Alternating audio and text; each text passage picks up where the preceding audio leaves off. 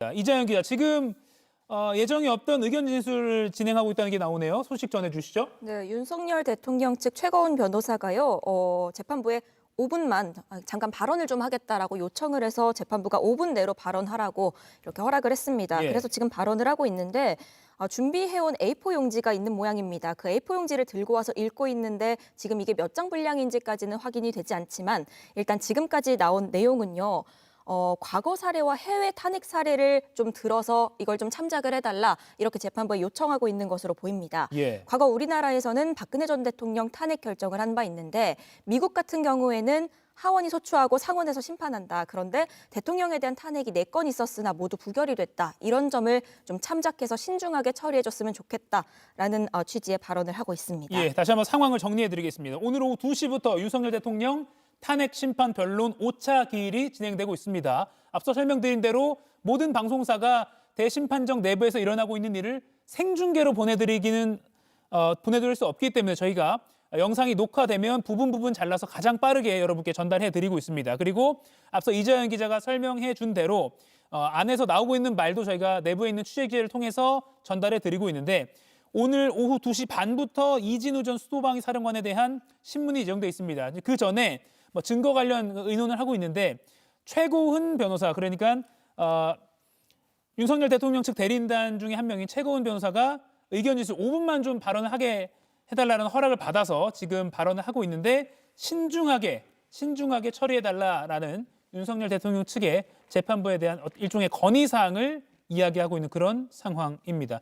노회변 변호사님, 결국에 이것도 재판이란 게 물론 절차가 정해져 있지만 이 부분에 대해서는 제가 좀 더 발언하겠습니다라고 하면 허락을 받고 발언하고 이런 절차는 그냥 유동적으로 흘러갈 수 있는 거죠. 맞습니다. 예. 재판이기 때문에 피청구인의 입장인 대통령의 어떤 발언 내용은 예. 재판부가 가급적이면 제한하지 않고 발언의 기회를 부여하는 것으로 보여지고요. 예.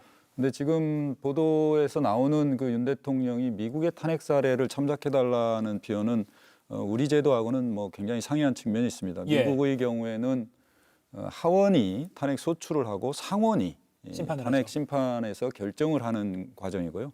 그렇기 때문에 정치적 심판 절차라고 볼 수 있습니다. 그러니까 정치적인 어떤 탄핵 결정을 가하는 것인데 거기에 반해서 우리나라의 탄핵 제도, 현재 탄핵 심판 제도는 국회가 탄핵 소추 의결을 하고 탄핵 심판은 헌법재판소, 제3의 사법기관인 헌법재판소가 결정을 하도록 되어 있는데 헌법재판소의 탄핵 심판 제도는 정치적 심판 절차의 본질이 전혀 아닙니다. 예. 즉 순전히 규범적인 심판 절차고 법적인 심판 절차입니다. 즉 대통령이 직무집행에 있어서 헌법과 법률을 위반했는지, 그 위반 행위가 얼마나 중대한지, 그리고 그 위반 행위로 인해서 대통령을 직무에서 계속 유지하게 할 수 있을지 여부를 결정하는 순전한 법적 심판 절차이기 때문에 예. 윤 대통령이 지금 말하는 미국의 사례를 참작해서 신중하게 해달라는 표현은 사실 우리나라의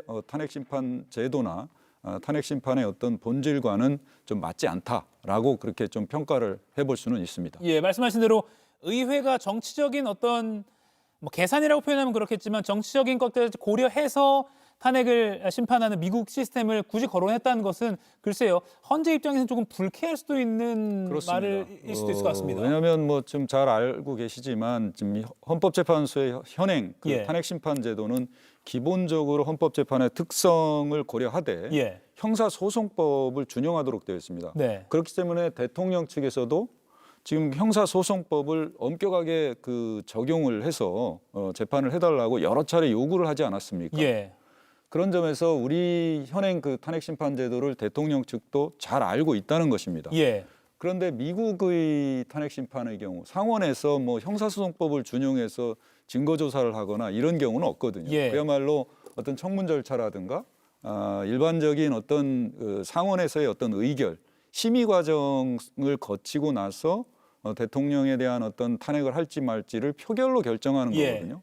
거기에 비해서 지금 우리 헌법재판소에서 이루어지는 탄핵 심판 제도는 순전히 법 규범에 따른 법적 심판 절차다. 네. 그런 점에서 탄핵 심판의 어떤 본질과 기능, 목적, 절차가 전혀 다른 미국의 탄핵 심판 제도를 참고해달라는 것은 좀 재판부로서는 좀 받아들이기 좀 어려운 예. 측면이 있지 않나 싶습니다.